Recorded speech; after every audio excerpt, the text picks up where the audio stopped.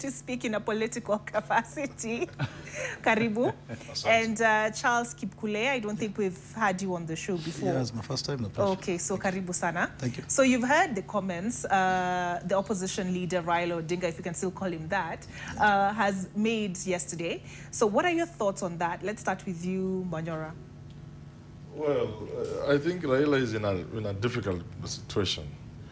You see, Uhuru is approaching this handshake thing by not antagonizing anybody, because he has friends to keep Ruto and the like.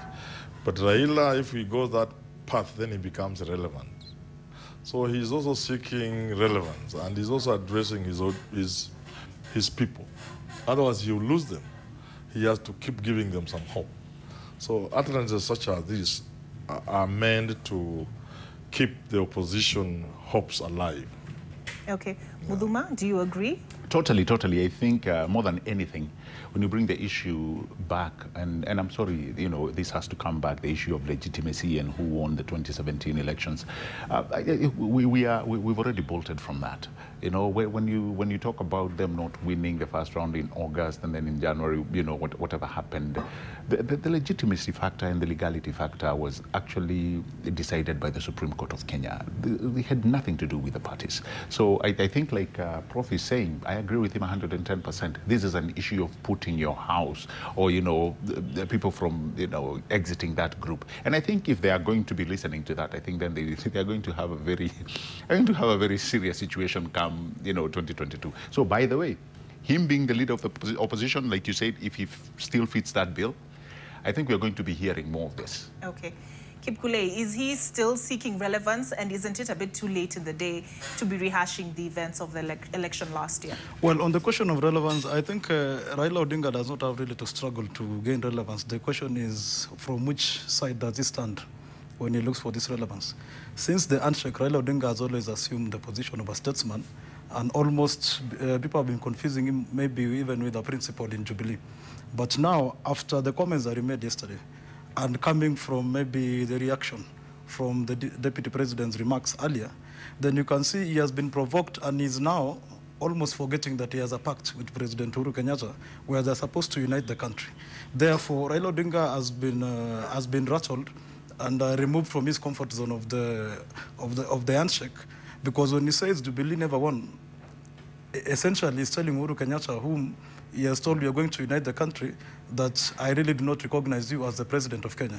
And this is just a classic, the 39th law of the 48 laws of power. Stir the waters and you'll catch the fish.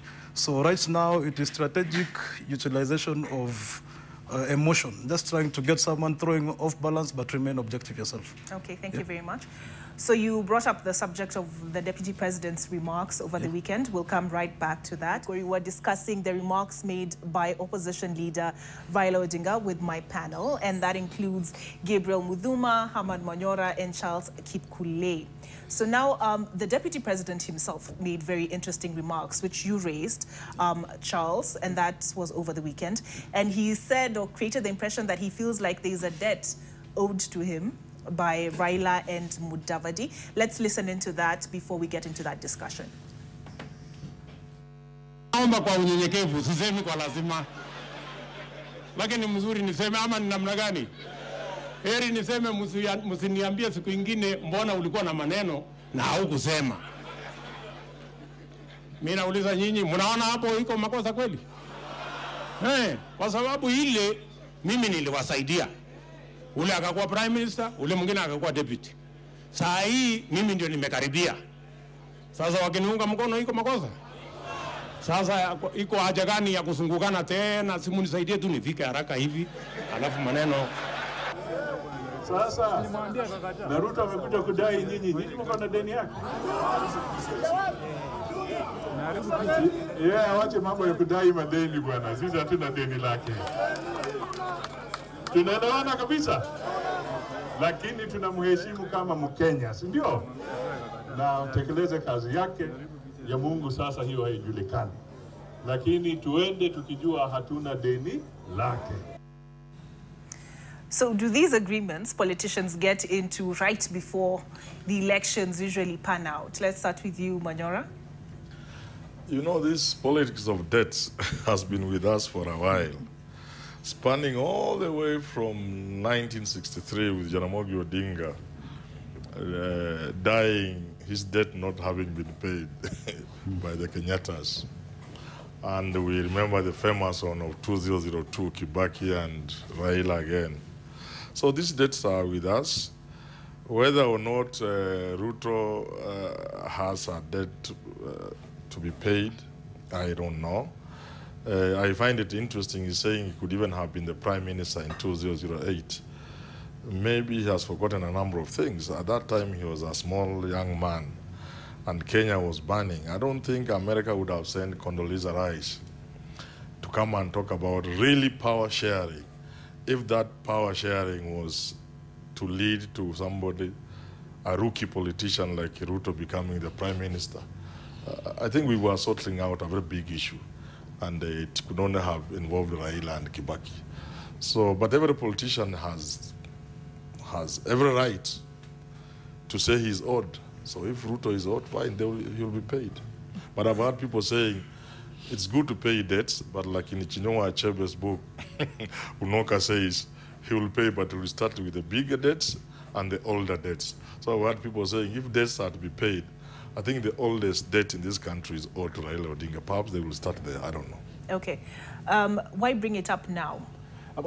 First of all, I don't think I've really tried to look for that word political debt, and I've never come up with a very good meaning of anything debt that requires to be paid back.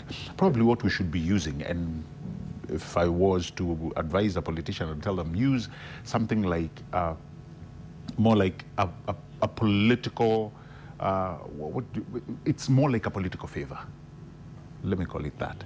Because when you talk about a debt, and knowing fully well that in every electioneering year, we have so many young people who are joining the voting age, who may not understand that which was there before. Like what Prof has said, you know, there are some of these debts that started way back between Jaramogi and the president back then, Jomo Kenyatta. If you bring it to our sphere today of politics, how many people would actually even remember those two individuals? So really, it's more not of what you would call a political debt, but rather a finesse name that we can play around with. You know, it's more of a political favor, something that may have happened back in the day, but cannot be so weighed in on a certain community. So when people talk about debts, and I think that's what's making other people edgy, is like you are almost putting us in a scenario that we must do this. We owe you nothing, okay? So I think that's where you have a lot of, you know, pushing and pulling. But the political favor, when you start talking about that, I think many people can understand you did this, you know, one good turn for us. It's our time now to probably, you know, do the same with you. Kurudisha mkono, good, like Prof has said. But that death name, I think it needs to be removed from our political sphere because it does not make, I mean, if I voted 20 years ago, and I'm pushing, assuming Charles will be my son back then, I'm trying to push him in a situation which he doesn't understand. But if I can remind him for a good favor that somebody did, he may probably understand. But when I corner him into a debt which you must pay, that won't augur well with him. Okay. Won't augur well with him. Charles, with the handshake, President Uhuru Kenyatta wanted to put the focus firmly on development. Yeah. But we seem stuck on 2022 politics. Why do you think that is the case? Well, before I go to that, just allow me to speak a little bit about this issue about debts. I agree with what Gabriel was saying, and even to some extent. It's not really about a debt, maybe reciprocity. Politics is about give and take. And in Kenya, our system has always been about identity politics. It's ethnic communities just coming together as interest groups. And all these ethnic groups have leaders. You remember when Raila Odinga shook hands, it was actually Raila Odinga who was appeased, but the entire nation behind him was silent. Nobody gave them anything. He's the only one who received maybe outriders and some favors. So in as much as we may want to downplay this, the idea is that when that figurehead of leading a community as seems to have been accommodated or is appeased within a certain structure, then the pieces fit together. So what Deputy President William Ruto was just saying, I think the context may have been misunderstood. He was speaking to his peers. He was not talking to the people. because there are two different things. When they speak alone, where they are no Raila, then they'll be telling themselves, you supported me the other time, please do this time for me, this time round. But now there was a crowd and there were people watching and listening to them. But now back to the issue of the development narrative versus the politicking narrative. I think it is very difficult to really divorce the two from each other. President Uhuru Kenyatta has outlined his Big Four agenda. And the Big Four agenda is happening and must happen in the grassroots. But when was the last time you saw President Uhuru Kenyatta going to the grassroots? His biggest ambassador and the top ambassador for the president at the grassroots is Deputy President William Ruto. He goes around on development duties, going to launch projects. By the way, every time he goes somewhere, there is political talk that happens. But behind that, the major things that happen is there are roads which are launched, and there is something that happens. So I think what we need to reconcile ourselves with as Kenyans is that for as long as our constitution gives us a 5-year terms for our presidency, an election shall be held in 2022. Okay. And when somebody appears as the front runner, even if he goes to church to worship, it shall be seen through the lenses of 2022. Therefore, for Deputy President William Ruto, I think he's only suffering because he has emerged as an early front runner for 2022. Okay. Yeah. Manyora, do you agree with his sentiments? Well, yeah, to the extent that you cannot delink separate politics from all these other things. But the reason to address your question much more directly, there are two reasons. One, politics is everything.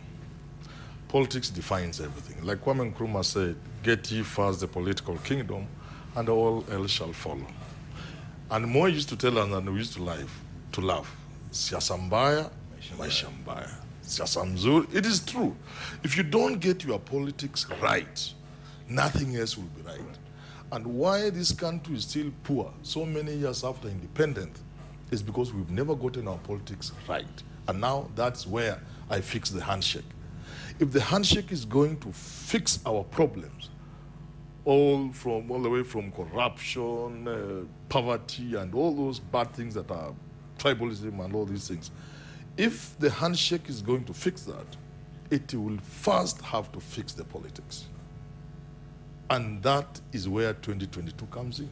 You cannot fix the politics without addressing how do we move away from this circle. Every 5 years of an election, there is violence, there is talk of election rigging, the one side doesn't want to recognize the winner. Unless we move away from that, unless we engineer our politics, and that 2022, in my thinking, is the right time to do that. We missed it in 2002, right, when Kibaki betrayed the nation and a whole generation. Because if Kibaki had stuck with the MOU, tribalism in this country would have been completely fixed to the highest possible level. But because he chose to betray the MOU, we are where we are. And I think 2022 should be an opportunity for Kenyans to find how to play this thing. Let nobody say he's owed the presidency. Let nobody claim it. Let's just fix it in a way that after 2022, our politics will be okay, and then everything else will follow. Okay. Charles introduced the aspect of appeasement, and you talked about outriders where the handshake was concerned. Moses Wetangula, who's had this onslaught ongoing against the position that Raila Odinga has taken, spoke again this weekend. Could we hear what his remarks were? Si tulikuwa tunakuja hapa tukisema nasa hawa, nasa Eugene, nasa Uhuru, nasa Ruto. Mimi sikujua Uhuru na Ruto ndio wanaenda kunasa Raila.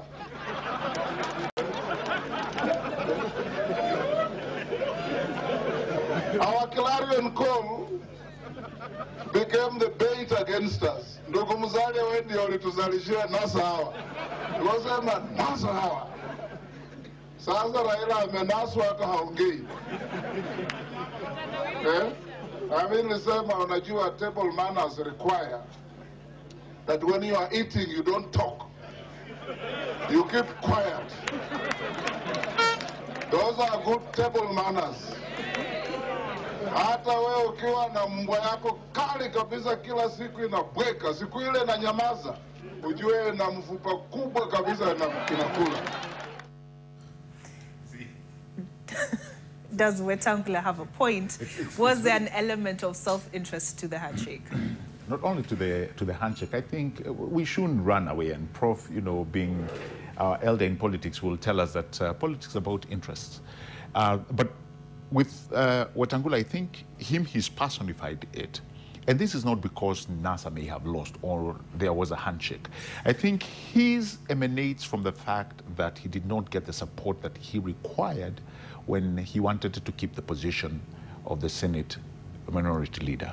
And he has always felt that Raila Odinga had a hand in it. So as we come to that, and as we come to the swearing in where they were called all sorts of names, the three of them, Kalonzo, Wetangula, and Mudavadi, when Raila showed up at Uhuru Park, I think that's where this issue started. And it will continue. It will continue because they feel, and you can understand when he says, I didn't know that the handshake would NASA who? Would NASA Raila. And you can understand the pain, you can understand his demeanor and why he's saying this. And he may have actually an element of truth when he said we got played. They've never accepted we got played until very recent when somebody said NASA was dead. Coming to the banter that I felt the deputy president said, because this is why I also think Wetangula is headed, you need to look at it also from an eye of somebody who said we were together in 2007. All of us were together. The one thing I'll agree with the deputy president, he says now, coming towards 2022, I am closer to power. Why would he say I am closer to power? He has full knowledge that NASA is not what it used to be. It has lost not only the momentum, but it's, the good word of the Sambaratika, it's already happened in NASA. So he realizes with the Jubilee campaign machinery still being intact, at this point, we do not know about the future. He feels, and he knows he's very, very close. If you go by the words of the former senator of Kakamega, Boni Khalwale, he said the man to beat in 2022 is Deputy William Ruto. And if you listen to the good and wise words of Professor Manyora here, he had a very good testament alluding to the very same thing.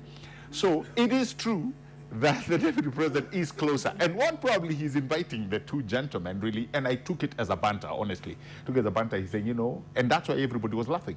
And then, I'm close. Now, you guys, support me. You didn't go the way we wanted in 2002, but this time we are close. We can work a deal. I think that's what he was trying, All right, to we'll get the And wise... I believe that is what is driving Wetangula really crazy, because in the grand scheme of things, he's nowhere.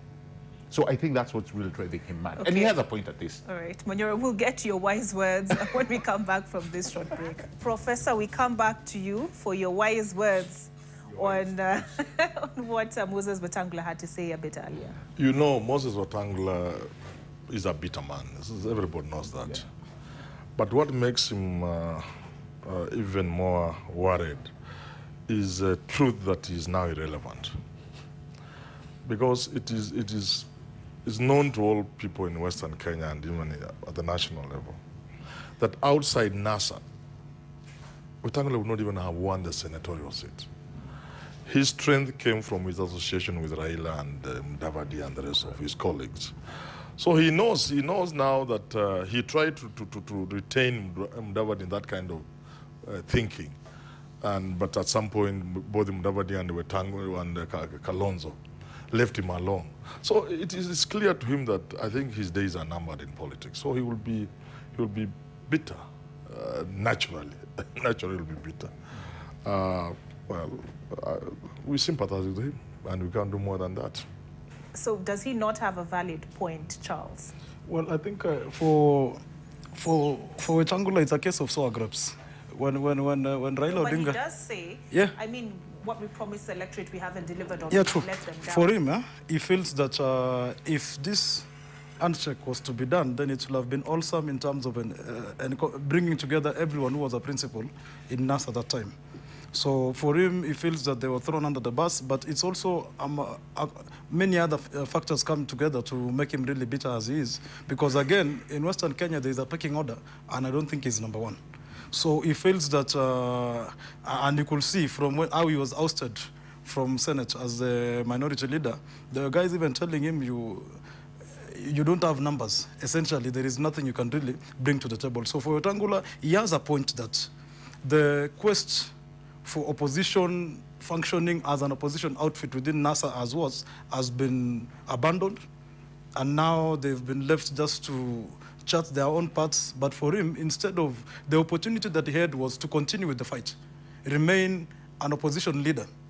But him, he wanted to be brought into the handshake. When that did not happen, then he started crying. Yeah. And, yeah. You see this bond issue, and he, in a very sly way, alluded to the bond by way of motorcycle rider. What do you call them? Outriders. Outriders. You see, we have cheapened ourselves as a people so much because we see things in terms of eating. If you do something in politics, then we quickly jump to say you've done it because you've been bought. Of course, matters are not made worse, better by the way our leaders behave, like MPs stooping so low to be bribed with 10,000 shillings, 10,000, which is money for lunch for the four of us. But it's not always true that people will do things because of money. This narrative that Raila could have received a consideration by way of those outriders and even a brown envelope, I think Raila is beyond that. You have to look at somebody in terms of his stature. If Uhuru were to do something and you say he did it because he was paid off, surely. That can be true of some other politicians. It can't be true of somebody of the stature of Uhuru Kenyatta or Raila Odinga. These are monuments. They are beyond such a small considerations. I think much as, like Gabriel says, politics is about interest and really very selfish. Let's just be honest. Politicians are selfish people. But at a certain level where Uhuru and Raila are operating, you can't run away from the bigger picture. The bigger picture will haunt you at some point and drive what you do. So I think I see Raila and Uhuru, much as they could be going after their own interest, I see them looking at the bigger picture about this country and about the future of this country. And that you can't do because you've been given a few outriders, as you say, or are born, as Wetangula says. No, right. They are beyond that. Let's hear what another leader from Western Kenya had to say about the proverbial handshake, and that is Musalia Mudavadi, who said although he's happy that the handshake brought peace to the country, he believes that there's still a lot that is yet to be addressed. There was a handshake after the Kofi Annan led talks.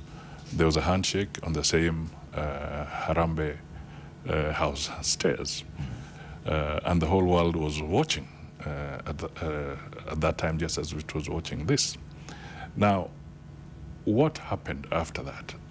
What was the unfinished business following that initial handshake that led to a situation where we are being forced to go through the same motions again? Now, to me, the issue of electoral justice must be seriously and genuinely dealt with. Yeah. Even as we speak now, that handshake in 2007 and 2008 was a consequence of a bungled electoral process.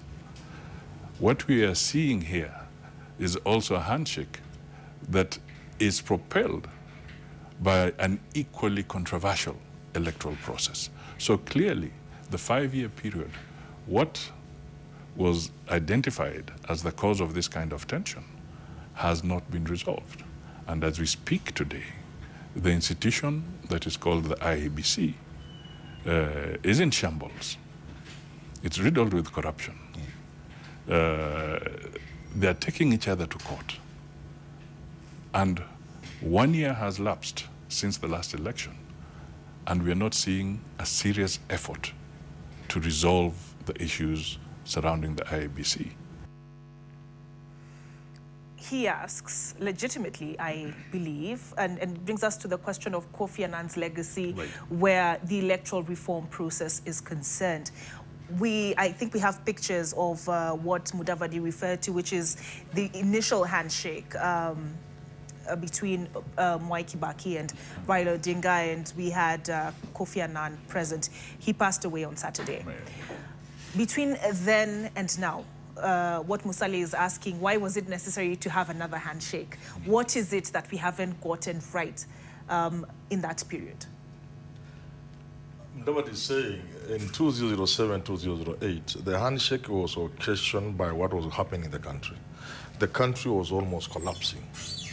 And the handshake was necessary to bring us back because we were at the edge of a cliff. We were almost tipping over. And this handshake saved us from destroying our country. Now, he sees the handshake of 9th of March, pretty much the same. He's saying, look here, this handshake between Raila and Uhuru didn't just come at the same place, the steps of Harambee House. It was also brought about by some problems in the country. So the question is raising, are we really addressing those problems? Because we had a bad election year. It has cost us so much in lives, in business, in so many other ways, and in destruction. So he's asking, this handshake, just like the handshake of 2008, is it being done in the right way? Are we addressing the problem that brought us to the 9th of March on the steps of Harambee House, so that we have a handshake with a clearly identified problem and a clear roadmap? So he's saying, are we really serious? Come 2022, are we serious that we will not experience what we experienced in 2017? I think, in other words, he's saying, if I read him well, he has some reservations. He has some reservations about the handshake, but he's being wiser than Wetangula. You see, but he has his reservations. Mudavadi seems to be thinking, everything we do is a waste of time. It will not take us far if we do not address the main issue, which is the electoral fraud. Okay. Charles, what do you think of his comments? Well, I think what Musalia Mudavadi is actually saying is that in the previous handshake, it was a culmination of a consultative process. And it was an open process where there was ownership to the entire accord, and it actually gave birth to a lot of gains for the country. Biggest among them is the new constitution in 2010. So, and under the other Agenda 4 items. The handshake of 2017, or 2018, now this time around was shrouded in a bit of mystery. Of course, there is a statement that was read that our problem we've always tried to reform every time we've had a problem, but the diagnosis that we see this time around is that it's a problem of values. So I think from where Musalia sits is that he may not have been involved in this second handshake the way he was involved in the first one. So when we listen to him, of course, he has very valid points that this election continues, the last election, just like any other, continues to be heavily contested, it is disruptive, and it ends in violence. So will this handshake cure this perennial problem that we've had? Therefore, if we are reading him well and we just try to advance the good for the country, then it is in interrogating at the substance of this second handshake and looking at the issues that were highlighted. National values, just trying to look at negative ethnic competition and everything else that was encompassed. It was a 9-point agenda. So if we are able to implement that, then we're going to make progress. But 1 year down the line after the other election, there's really not been much under the handshake other than the launching of the committee, and they've asked Kenyans to give them the views, but really there is nothing that is coming out really to be seen that the handshake is working. Muthuma, I want you to come in at that point. Mudavadi brought it up. He says a year in. Yes. What do we have to show for it? Exactly. And by the way, like Prof has said, Musalia put it very well than any other person. I'm so glad that he was part of the original, handshake in 2007, 2008. And probably if you look at what he's trying to bring across, not only that 1 year, Musalia is actually pitching a very good nerve way back in 2007, 2008. And like Charles has said, we had a team.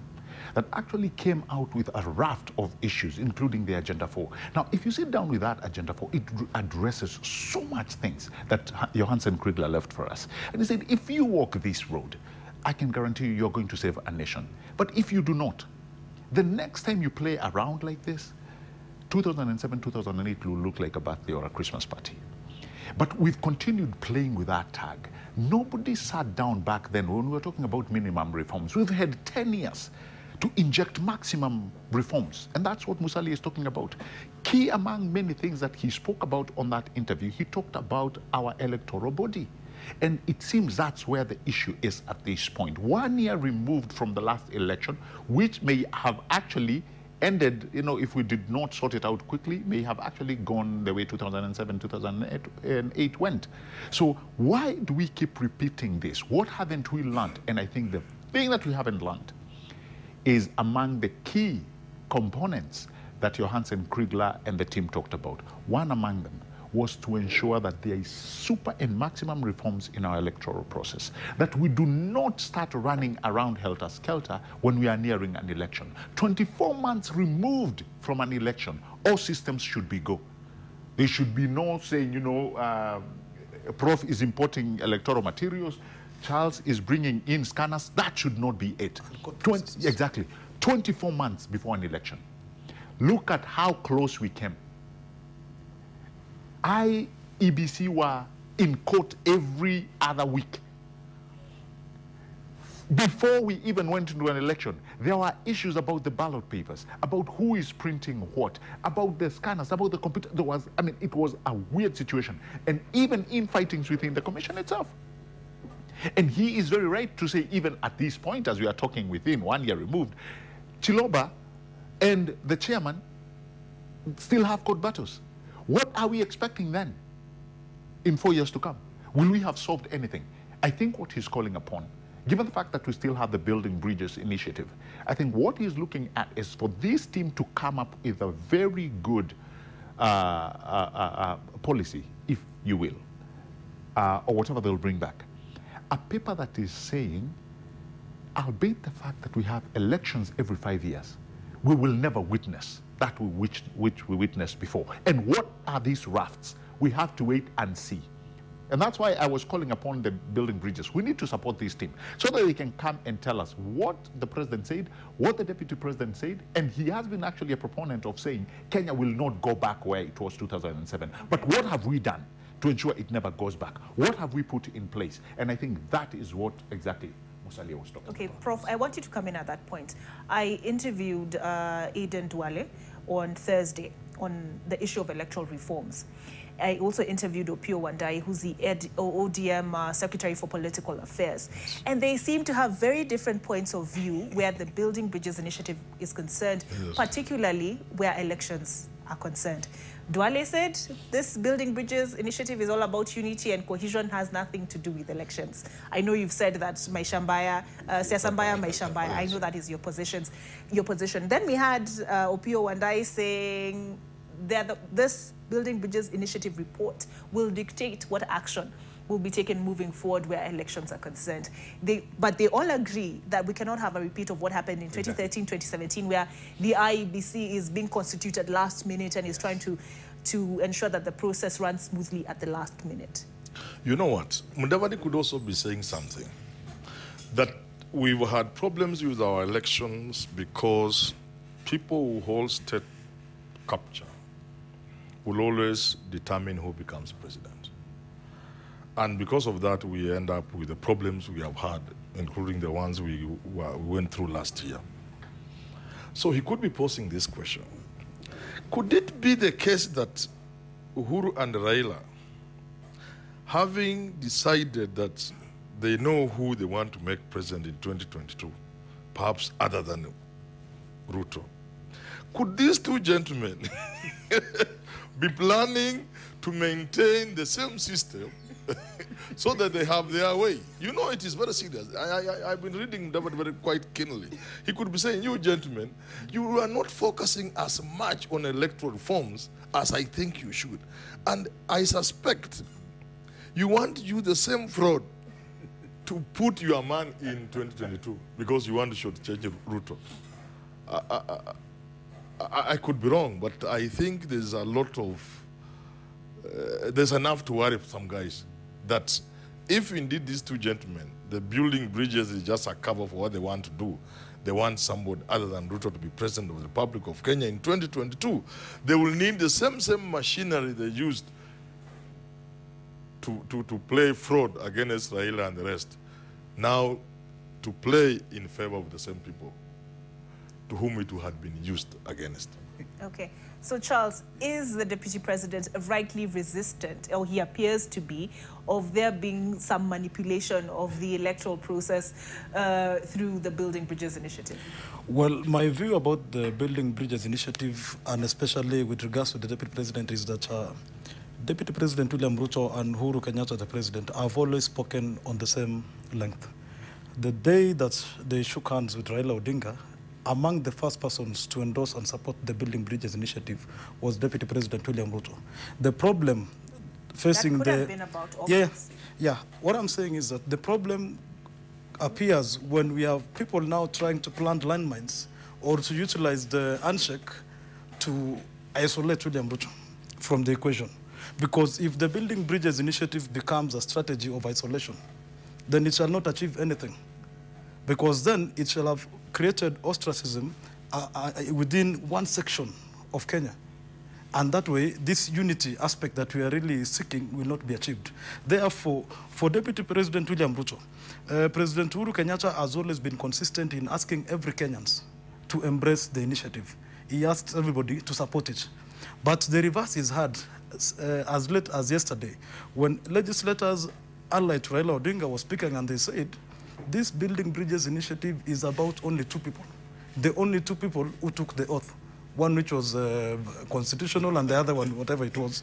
And then going forward, further to say that you cannot speak about 2022 yet you don't know anything, because the only people who know about 2022 is President Uhuru Kenyatta and former Prime Minister Raila Odinga. Therefore, the handshake will only achieve its intentions if both sides that shook hands embrace everybody, where Raila Odinga asks Musalia Mudavadi, Kalonzo Musyoka, Wetangula, and everybody else within the former NASA to come in and embrace it. Uhuru Kenyatta is working with his Deputy President to the same, and then they come together. But if it remains about two persons, it will only solve the problem of 2017, but 2022, we don't know what might happen. Okay. Yeah. Muthuma, I want you to come at that point. Can what the Building Bridges Initiative aims or promises to achieve work without Deputy President William Ruto being firmly ndani of the arrangement? The honest truth, no. It can't, and I'll tell you why. First of all, you're looking at something that was cemented at the foot of Harambee House by the President and the former Prime Minister. And they agreed, you know, a way forward for the country, a way forward for the nation. I don't know where the, people are, angulating among the two, saying, these are the people who are going to push us forward with the building bridges. No, it actually comes in to put any person who will be wishing or wanting to vie as a candidate and a presidential candidate as such in 2002. Now, why is the Deputy President so center of this? To be honest with you, Olive, he's the only person that I know, as we speak, who has made the intentions or his intentions known. Do you know of any other? Yes, somebody has said out in the ballot, but they have not really cemented the intentions. So the only person I know is Deputy William Ruto. But you ask yourself, whether it will be Deputy William President Ruto, whether it will be Musalia, whether it will be Wetangula, no person will want to go to an election with the way things are seated. No one. And that is why the building bridges must come up with a very sober document. One that the President spoke very clearly, that it must be a very sound initiative that will ensure that not every time we have an election, we come near to messing the country up. So they have a very core and a very clear mandate. Give us something that will ensure we do not get here. Trust you me, not Musalia, if he will be a candidate, not Deputy President William Ruto, not even Raila himself, will want his win subjected to an illegitimate fora. Nobody wants that. You asked him a question, and as a teacher, I want to mark the You asked the question. And don't I want to mark you. No, I cannot fail you. You're my good student. I can't fail you. I'll give you a C, so that you can go to the next You're a stage. tough grader. You asked him whether this handshake business can be moving forward if Ruto is not the main man. And I say the answer is no. You said no. I want to correct you a bit. There's so much happening in the country, from the reaction on both sides. Right. From the reaction even from the president when he was in Matiba's funeral, from the reaction from Raila's side and William Ruto's side and the lieutenants and all those kind of things. This indicates there's something happening, and it's about 2022. Right.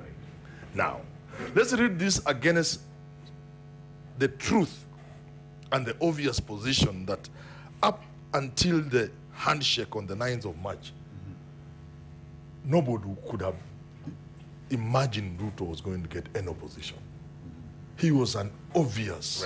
Right. There's nobody in his right senses in this country who would have thought Ruto would not be the president of this country in 2022.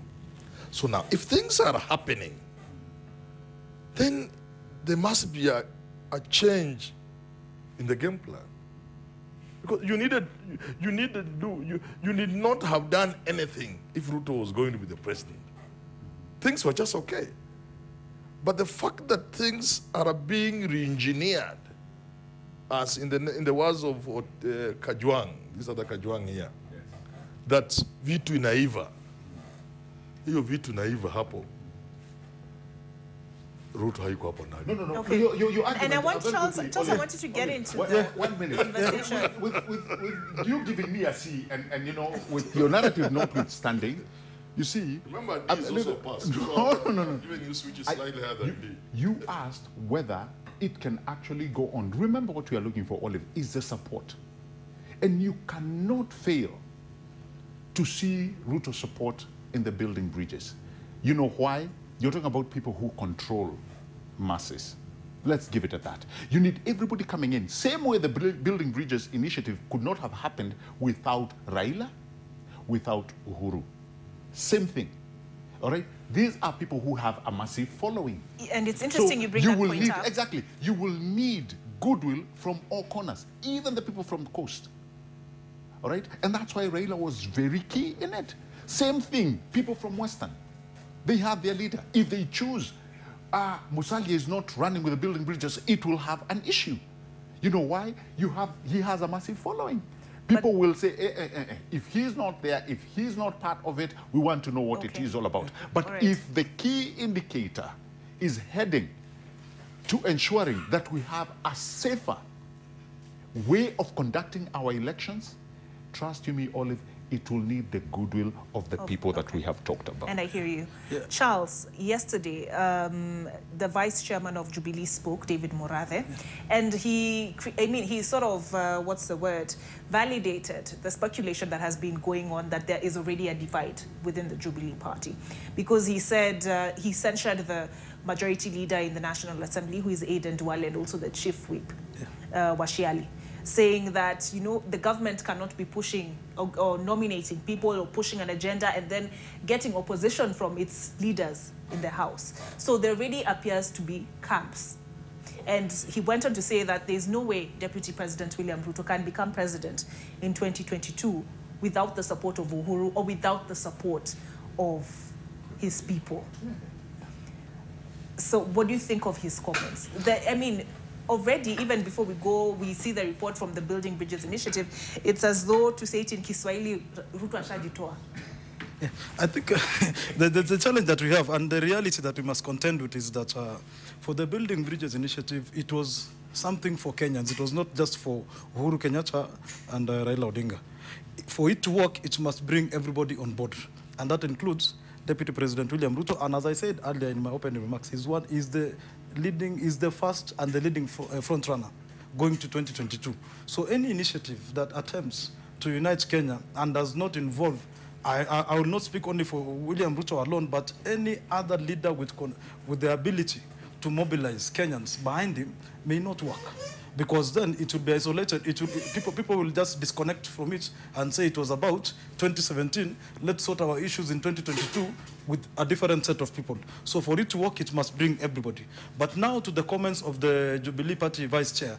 I think what he said, and listening to him over a series of comments that he's made, he's always tried to say that there is a challenge of leaders who occupy leadership positions in parliament and in political parties also having the dual role of being MPs representing their people.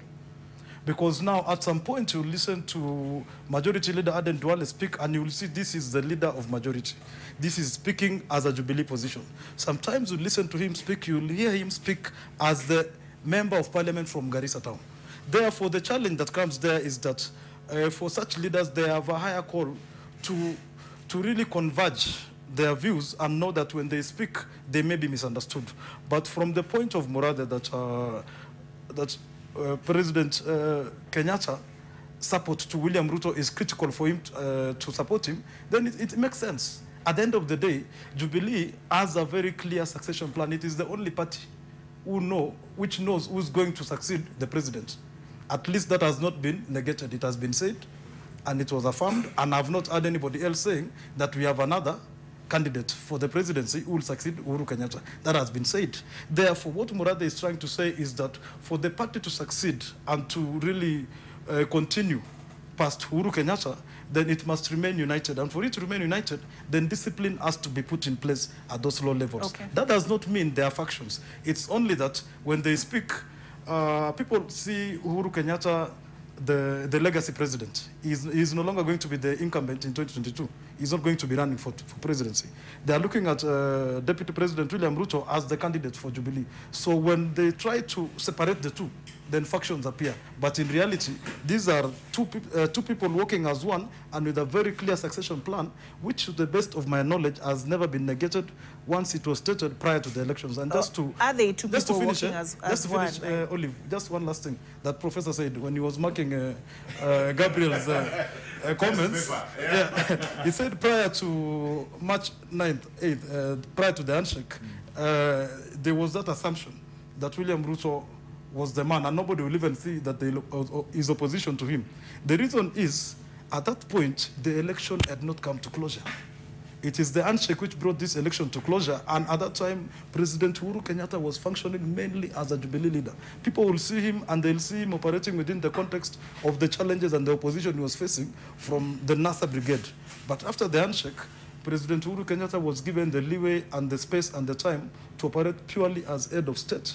I do not think we have seen President Uhuru Kenyatta attending even a Jubilee party event, even wearing Jubilee colors from then.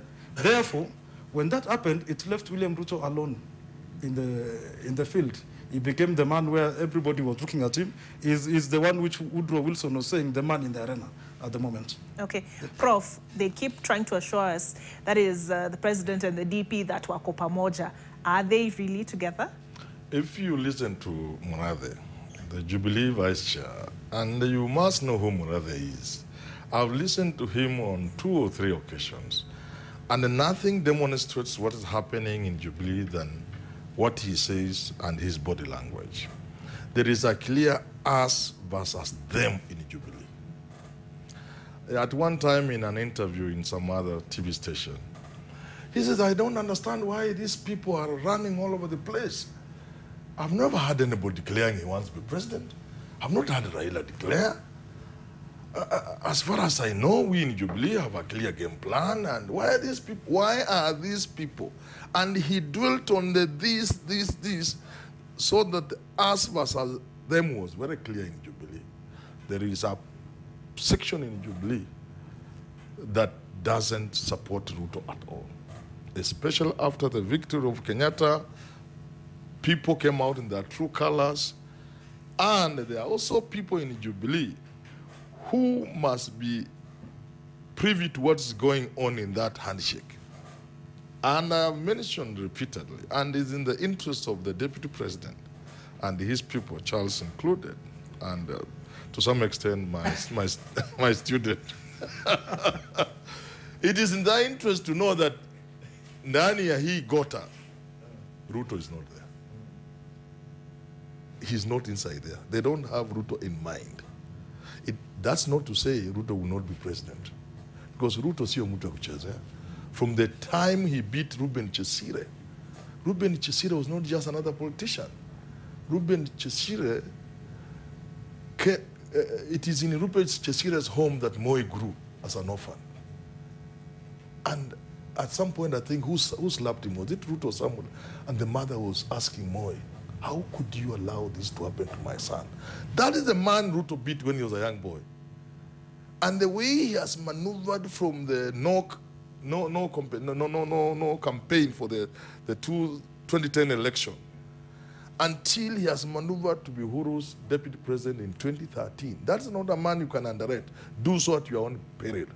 So it's not to say he may not be president, but the truth is, all these goings on, and reading David Munade and the other people close to the president, I am convinced the handshake is about somebody else other than Ruto. Okay.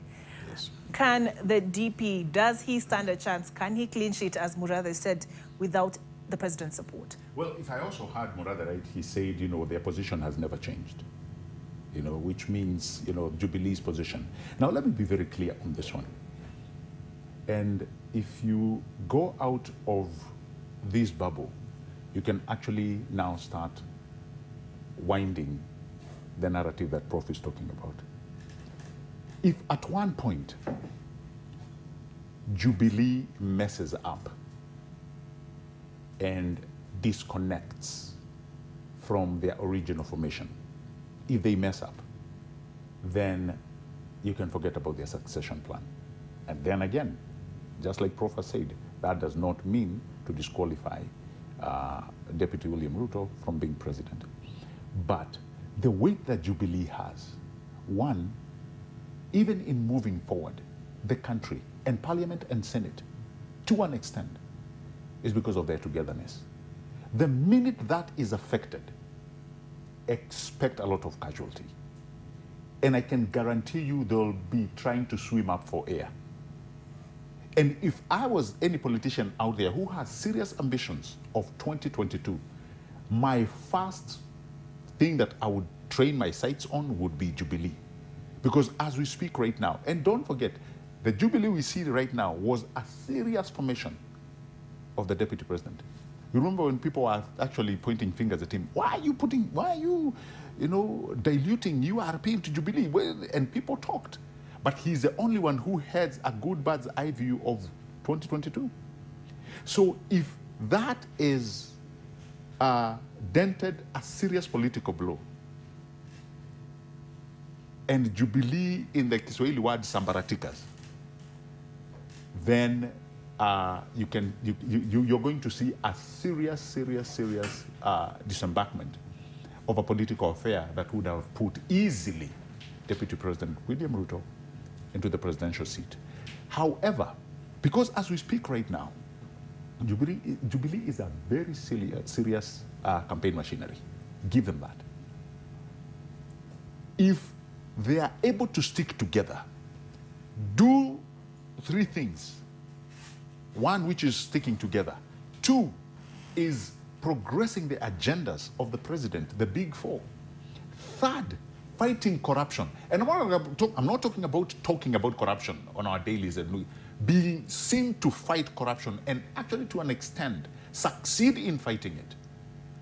And assuming their candidate for 2022 will be Deputy William Ruto, it will actually be the president leaving out of State House and Ruto coming in. That is how simple it will be for them. Okay. But should anything happen and one of the political figures is able to infiltrate and mess Jubilee from the inside, we'll be speaking about something else. And in fact, we will go to the narrative that Prof is talking about. Okay, you talk about corruption. And the fight against corruption was also featured prominently in the divide or the fissures, some speculate, developed within the Jubilee party. Now, Charles, the Prof has accused you of being a DP Ruto sympathizer. Just the other day, we had a headline. Just the other day, we had a fresh headline in the paper linking him to the Dolphin Hotel that is being constructed in Mombasa. He had Weston shadowing him. The DP seems to have this shadow of corruption hanging over his head. Can he shake it ahead of 2022? Well, Olive, I think to respond first to, it's not a bad thing to be associated with Deputy President William Ruto. He's a man of good ambition and also a lot of progress in life. Therefore, it's a good thing to be associated with him. But now on this question of corruption, the war against corruption is really something that the president has taken up as a personal agenda as part of his legacy. And it is important because the big four cannot be achieved if the war against corruption is not won. And the strategy that the president has chosen to fight corruption is to go at corruption where it starts and where it happens. This is the first time you're seeing when NYS happened, it was not just the leadership, it was the rank and file staff who were approving things and doing everything. And this is what Nordin Haji has been doing of late. If you are the person who abetted or participated in any process, they will not just go for the person who takes leadership responsibility, but they'll come for you. Deputy President William Ruto, because, again, is the front runner to 2022, landmines have to be put on his path. Everything is said, it's allegedly linked. And the issue is that because of his meteoric rise to where he is today, he is becoming more visible than the rest. It will be a lie to say that amongst the five top most influential political leaders in Kenya, that William Ruto is the wealthiest of all of them. But now, the hypocrisy that comes is that why is everybody pointing a light at William Ruto and not asking the same question to the other person?